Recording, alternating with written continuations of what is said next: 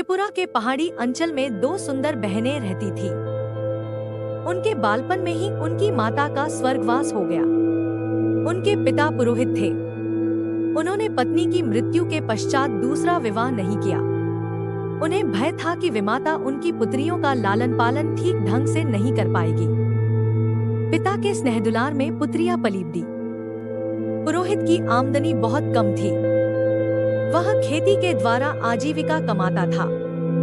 उसकी पुत्रियां भी पिता की परेशानी समझती थी, अतः वे अपने पिता से अनुचित मांग नहीं करती थी।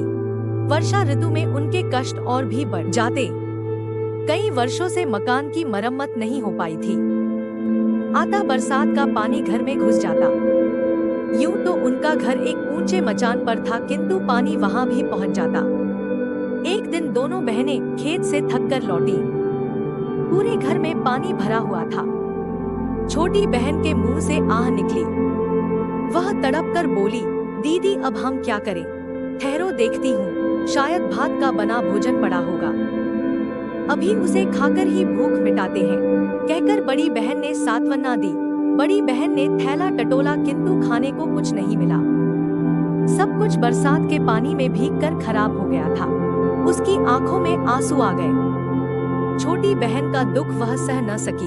उसने प्रतिज्ञा की कि मैं उसी को अपना पति मानूंगी जो मेरे घर को संवार देगा। जिस तरह सबके कष्ट दूर होते हैं, उसी तरह वह दुख भरी रात्रि भी बीत गई। अगले दिन जब दोनों बहनें घर लौटीं तो घर की काया पलट देखकर दंग रह गई। सारे घर की मरम्मत की गई थी तथा खाने पीने का सारा सामान भी मौजूद था। इतने खाद्य पदार्थ उन्होंने पहले कभी नहीं देखे थे। अचाई ने भी घर का परिवर्तन देखा तो उत्साह के साथ बोला, हो न हो, यह तो वनदेवी की कृपा है। उससे तुम लोगों का कष्ट नहीं देखा गया, इसलिए उसने हमारी सहायता की है। पिता तो भरपेट खाकर सो गए, किंतु बड़ी बहन उनके अनुमान से संतुष्ट न थी। वह चांदनी रात में बाहर आकर खड़ी हो गई। तभी उसकी नजर एक विशालकाय अजगर पर पड़ी। वह अजगर उनके घर से निकलकर जा रहा था। बड़ी बहन ने उसी क्षण निर्णय ले लिया कि वह अजगर को ही अपना पति मानेगी। उसे पूरा विश्वास था कि उनके घर की दशा संवारने में अजगर का ही हाथ है। छोटी बहन के लाख समझाने पर भी वह अकेले खाना खाने नहीं बैठी। तब हार कर छोटी बहन ने अपने जीजा जी को पुकारा, जीजा जी, जीजा जी, खाना खाने आइए। यह आवाज सुनते ही अजगर घर में आ पहुंचा। दोनों बहनें उसके विशाल स्वरूप से घबरा गईं, किंतु वह शांति से भोजन करके लौट गया।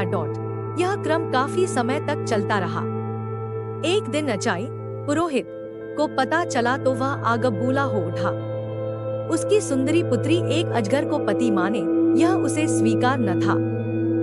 जब बड़ी बेटी खेत पर गई तो उसने छोटी बेटी से कहा, तुम रोज की तरह जीजा जी को पुकारो। छोटी ने समझा कि शायद उससे मिलना चाहते हैं। उसने फिर हाँक लगाई। अजगर ज्यों ही मचान के पास पहुंचा, आड़ में छिपे पुरोहित ने तेज हथियार से उसके टुकड़े टुकड़े कर दिए। छोटी फूट फूट कर रोने लगी। बड़ी बहन ने जब अपने अजगर की मृत्यु का समाचार सुना तो वह दुखी हो गई। कुछ ही दिनों में उसके मन में अजगर के प्रति प्रेम भाव जाग गया था। उससे वियोग की कल्पना से वह भयभीत हो उठी। बिना एक शब्द कहे वह नदी की ओर चल दी। छोटी बहन भी उसके पीछे चल दी। बड़ी ने आंखें बंद की और रोती रोती नदी के पानी में उतरती चली गई।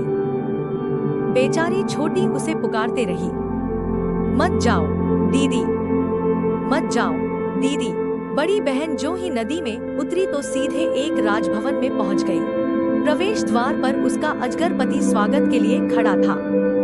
उसके बाद वह वहीं सुखपूर्वक रहने लगी।